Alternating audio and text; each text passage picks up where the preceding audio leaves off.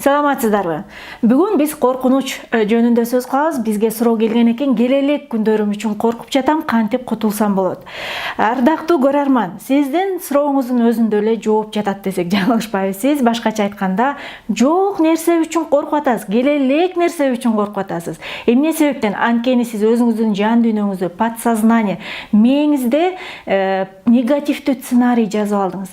Албетте, буга кандайдыр бир сиздин өткөн жашооңуздагы ачуу тажрыйбаңыз себеп болушу мүмкүн. Бирок сиз кандай сценарий жазсаңыз келечегиңизге так ошондой болушу толук ыктымал. Ошондуктан келиңиздер бүгүнкү күндөн баштап эгер келечек үчүн коркуп атсак, позитивдүү сценарий жазганга аракет кылалы. Мисалы, биз өзүбүздүн эле сүйлөп аткан сөздөрүбүзгө маани берип көрсөк, биз өткөн өмүр жөнүндө эң сонун сөздөрдү айтып эскеребиз, Кандай гана жыргал күндөр, кандай гана алтын күндөр, кандай гана сагынычтуу күндөр өтүп кетти. Эй харман, ошол күндөргө кайтып барсак эмне? Деген сонун эскерүүлөрдү айтабыз. Эмнегедир Кудайга шүгүр, биздин эсибизде жаман нерселерге караганда жакшы нерселер сакталып калат. Эми ушул эле нерсени эмнеге келечегибизге колдонгонго болбосун, Биз келечегибиз жөнүндө, келечекке болгон күтүүлөрүбүз кандай? Тим элечи балдарым үчүн коркуп атам, аларды кандай келечек күтүп турат? Деги Кудай сактаса экен. Ушундай темп менен барсак эмнеге туш болобуз?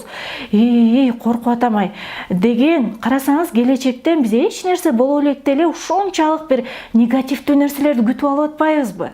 Ошондуктан биз коркунучтан арылыш үчүн бул бир техникасы, сөзсүз түрдө өзүңүздүн келечегиңизди позитивдүү, ушунчалык сонун сүрөт куруңуз, сүрөт тартыңыз сонун. Менин келечегим ушундай болот. Мен келечекте толтура ийгиликтерди багындырам. Мен келечекте укмуш үй бүлөгө ээ болом. Билбейм, келечек жөнүндө эң сонун сөздөрдү айтсаңыз болот. Билесизби, коркунуч сезиминин болгону бул бизден нормалдуу нерсе. Бул керек болсо адам баласына керектүү нерсе. Эгер элестетсеңиз, коркунуч деген сезим болбосо, биз коркпой эле балким 9-этаждан секирип, өзүбүздүн өмүрүбүз менен коштошмокпуз. Коркунуч бизге эмне үчүн берилген? Коркунуч бизде коргонуу механизмин пайда кылыш үчүн берилген да. Коркунуч сезими бизди көптөгөн кырсыктардан коргойт.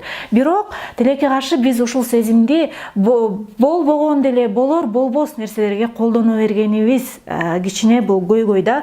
Ошондуктан өзүңүзгө суроо бериңиз. Бул нерседен коркуп атканымдын бир олуттуу себеби барбы? Мисалы, келелек күндөрүмөн эмне үчүн коркуп атам мен?